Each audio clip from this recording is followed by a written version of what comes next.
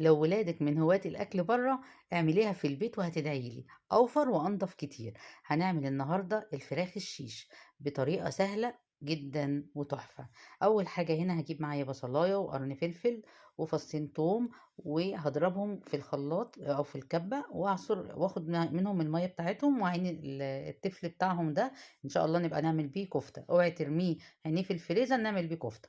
وحطي بقى التوابل بتاعتك، الصويا صوص والبابريكا والفلفل الاسود والملح وزعتر وكل التوابل اللي انت بتحبيها كده، وعصرة ليمون حلوة كده تمام. وقلبي وشوية زيت، وهنقلب الخليط ده كويس قوي.